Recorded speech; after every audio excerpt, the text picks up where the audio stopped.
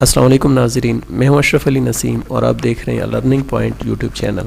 عزیز طلبہ طالبات، ہم پڑھ رہے ہیں مطالعہ پاکستان کا چھٹا باب تاریخ پاکستان حصہ دوم، اور ہمارا آج کا ٹاپک ہے جنرل پرویز مشرف کا روشن خیالی کا نظریہ۔ تو آئیے آج کے سبق کا آغاز کرتے ہیں۔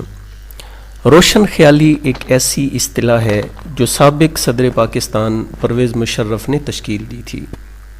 اس سے مراد وہ نقطہ نظر ہے جس کو ان کی رائے میں دین اسلام پر عمل کرتے ہوئے اپنانا چاہیے۔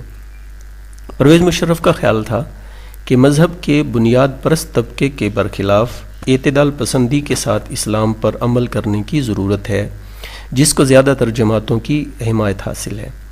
اپنی اس حکمت عملی کا پردہ سابق صدر پرویز مشرف نے 2002 میں ملائیشیا میں OIC کی سمٹ کانفرنس میں کیا تھا۔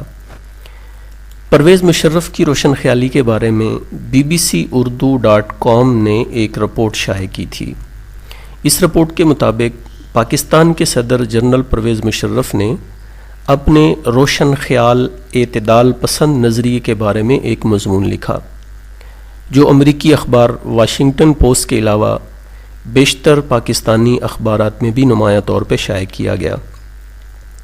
اس مضمون میں صدر پرویز مشرف کا کہنا ہے کہ سن 80 کی دہائی میں سوویت یونین کے خلاف مغرب کی حمایت سے افغانستان میں کارروائیوں سے اسلامی دنیا میں عسکریت پسندی کو فروغ ملا، ورنہ اس سے قبل اسلامی دنیا میں تشویش اور بے چینی کی وجہ صرف مسئلہ فلسطین تھا۔ سوویت یونین کے خلاف جہاد افغانستان کے بعد یہ سلسلہ چیچنیا، بوسنیا اور دیگر ممالک تک پھیل گیا۔ جنرل پرویز مشرف لکھتے ہیں کہ سرد جنگ کے خاتمے کے بعد عسکریت پسند گروہوں کو ختم کرنا چاہیے تھا، لیکن 90 کی دہائی میں انہیں کھلی چھٹی دے دی گئی اور افغانستان میں دنیا بھر کے جنگجو جمع ہو گئے۔ جنرل پرویز مشرف اس مضمون میں مسلمانوں کو مخاطب کرتے ہوئے لکھتے ہیں کہ اب نشاط ثانیہ کی گھڑی آن پہنچی ہے۔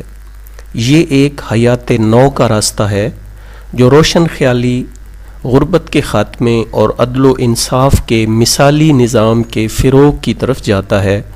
ہمیں ہر حال میں یہ حیات نو کا راستہ اپنانا ہوگا۔ انہوں نے اس مضمون میں مسلمانوں پر زور دیا کہ وقت کا تقاضا ہے کہ وہ کشمکش اور شدت پسندی کو مسترد کر دیں۔ اسلام کے نام پر ایسی کارروائیوں کی مخالفت کی جائے، کیونکہ اسلام کا انتہا پسندی اور شدت پسندی سے کوئی تعلق نہیں۔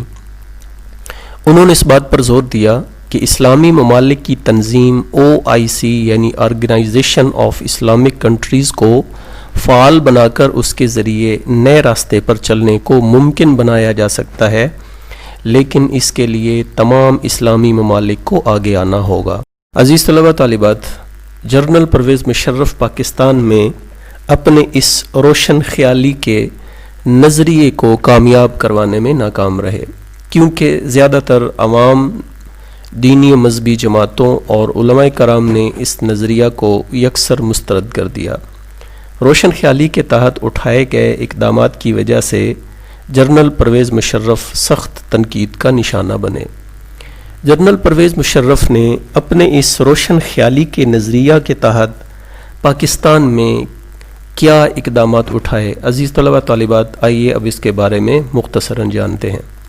جنرل پرویز مشرف نے روشن خیالی کے نظریہ کے تحت تعلیمی نصاب میں تبدیلیاں متعارف کروائیں، اخبارات اور رسائل پر پابندی ہٹائی، جس کی وجہ سے بہت سے نجی ٹیلی ویژن چینل متعارف ہوئے۔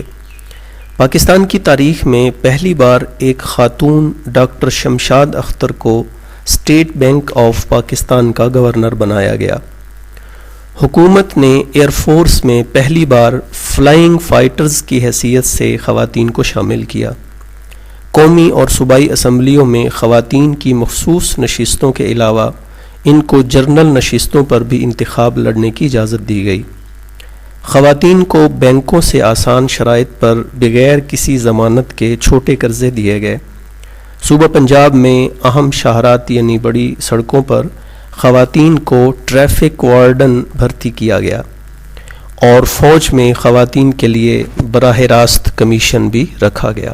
عزیز طلباء طالبات، اس کے ساتھ ہی ہمارا آج کا سبق مکمل ہوا۔ آج آپ نے مطالعہ پاکستان کے چھٹے باب تاریخ پاکستان حصہ دوم سے جنرل پرویز مشرف کے روشن خیالی کے نظریے کے بارے میں تفصیل سے پڑھا۔ ناظرین، مجھے امید ہے کہ آج کی ویڈیو آپ کو پسند آئی ہوگی۔ بس آپ ایک چھوٹا سا کام یہ کریں کہ اس ویڈیو کو آپ لائک کریں اور اس کو شیئر کریں۔